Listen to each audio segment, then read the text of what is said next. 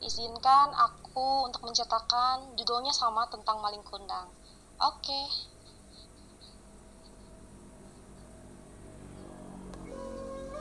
Diulangin dari pertama, mohon maaf.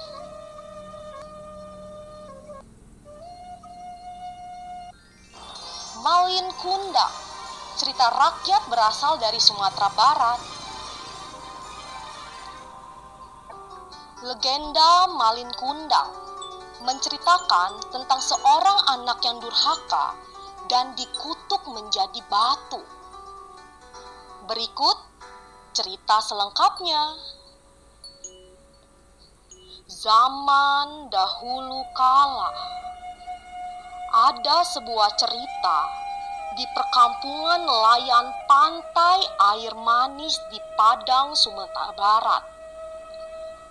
Ada seorang janda bernama Mande Rubaya yang hidup bersama anak laki-lakinya yang bernama Malin Kundang. Mande Rubaya sangat menyayangi dan memanjakan Malin Kundang. Malin kemudian tumbuh menjadi seorang anak yang rajin dan penurut. Ketika Mande Rubaya sudah tua, ia hanya mampu bekerja sebagai penjual kue untuk mencukupi kebutuhannya bersama anaknya. Suatu hari, Malin jatuh sakit hingga nyawanya hampir melayang. Namun akhirnya ia mendapat diselamatkan berkat usaha keras ibunya. Setelah sembuh dari sakitnya, ia semakin disayang. Mereka adalah ibu dan anak yang saling menyayangi. Saat Malin sudah dewasa, ia meminta izin kepada ibunya untuk pergi merantau ke kota. Karena saat itu sedang ada kapal besar merapat di pantai air manis. "Jangan, Malin. Ibu takut terjadi sesuatu denganmu di tanah rantau sana. Bapamu juga tidak pulang, nak. Menetaplah saja di sini. Temanilah ibumu," ucap ibunya yang sedih setelah mendengar keinginan Malin yang ingin merantau. "Ibu, tenanglah. Tidak akan terjadi apa-apa denganku," ujar Malin sambil menggenggam tangan ibunya. "Ini kesempatan, Bu, karena belum tentu setahun sekali ada kapal besar merapat di pantai ini. Aku ingin mengubah nasib kita, Bu. Izinkanlah," pinta Malin memohon. "Baiklah, Ibu izinkan. Cepatlah kembali. Ibu akan menunggumu, nak," kata ibunya sambil menangis.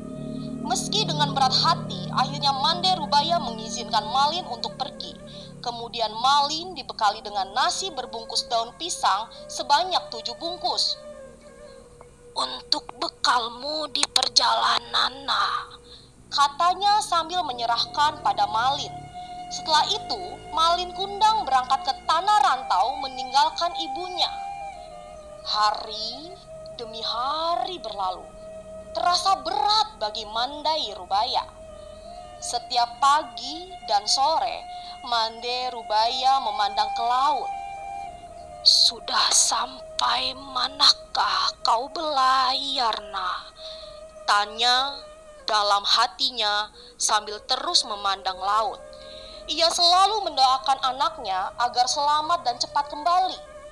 Beberapa waktu kemudian, ketika ada kapal yang datang merapat, selalu Mande menanyakan kabar anaknya. "Apakah kalian melihat anakku? Malin, apakah dia baik-baik saja? Kapan ia pulang?" tanyanya. Namun setiap ia bertanya pada awak kapal atau nahkoda, tidak pernah mendapatkan jawaban. Malin tak pernah menitipkan barang atau pesan apapun kepada ibunya. Bertahun-tahun Mande terus bertanya, namun tak pernah ada jawaban hingga tubuhnya semakin tua. Pada suatu hari, Mande Rubaya mendapatkan kabar dari nakoda yang dulu membawa Malin. Nakoda itu memberi kabar bahwa Malin telah menikah dengan gadis yang cantik, putri seorang bangsawan yang kaya raya. Malin, cepatlah pulang. Kemari nak, ibu sudah tua Malin. Kapan kau pulang? Rintinya Pilu setiap malam. Ia yakin anaknya pasti datang. Benar saja, tak berapa lama kemudian, di suatu hari yang cerah dan dari kejauhan tampak sebuah kapal yang megah nan indah berlayar menuju pantai. Penduduk desa mulai berkumpul. Mereka mengira kapal itu milik seorang sultan atau seorang pangeran. Mereka menyambut dengan gembira. Ketika kapal itu mulai merapat, terlihat sepasang anak muda berdiri di anjungan. Pakaian mereka berkilau terkena sinar matahari. Wajah mereka cerah dihiasi senyum karena mereka bahagia disambut dengan meriah. Mande Rubaya juga ikut mendesakkan mendekati kapal. Jantungnya berdebar keras saat melihat lelaki muda yang berada di kapal itu. Ia yakin sekali bahwa lelaki muda itu adalah anaknya, Malin Kundang. Ia langsung memeluk erat Malin karena takut kehilangan anaknya lagi. Malin, anakku, kau benar anakku kan? Katanya menahan isak tangis karena gembira. Mengapa begitu lamanya kau tidak memberi kabar, nak? Malin terkejut karena dipeluk perempuan tua renta yang berpakaian compang-camping itu. Istri yang cantik itu berkata, "Perempuan tua itu ibumu, Malin. Mengapa dahulu kau bohong padaku? Bukankah dulu kau katakan bahwa ibumu adalah seorang bangsawan yang sederajat denganku?" Ucap dengan sinis. Mendengar kata-kata pedas istrinya, Malin Kundang langsung mendorong hingga terguling ke pasir. "Perempuan gila, aku bukan anakmu," ucapnya kasar. Mande Rubaya tidak percaya akan perilaku anaknya itu. Ia jatuh tertunduk sambil berkata, "Malin, Malin anakku, aku ini ibumu, nak. Mengapa kau jadi seperti ini, nak?" Malin Kundang tidak memperdulikan perkataan ibunya. Dia tidak akan mengakui ibunya. Ia malu kepada istrinya. Melihat perempuan itu bersujud hendak memeluk kakinya, Malin menendang sambil berkata, "Hai, perempuan gila! Ibuku tidak seperti engkau, melarat dan kotor." Perempuan tua itu terkapar di pasir, menangis dan sakit hati. Orang-orang yang melihatnya ikut terpana dan kemudian pulang ke rumah masing-masing. Dilihatnya kapal Malin semakin menjauh.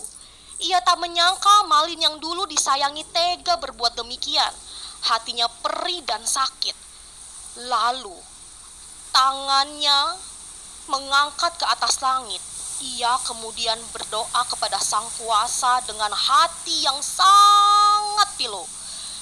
"Ya Tuhan, kalau memang dia bukan anakku, aku memaafkan perbuatannya tadi. Tapi kalau memang dia benar anakku yang bernama Malin Kundang, aku memohon keadilan-Mu, ya Tuhan." Ucapnya pilu sambil menangis. Tak lama kemudian, cuaca di tengah laut yang tadinya cerah mendadak berubah menjadi gelap. Hujan tiba-tiba turun dengan teramat lebat. Tiba-tiba datanglah badai besar, menghantam kapal Malin Kundang. Lalu sambar petir yang menggelegar saat itu juga menghancurkan kapal Malin Kundang berkeping-keping. Kemudian terbawa ombak hingga ke pantai.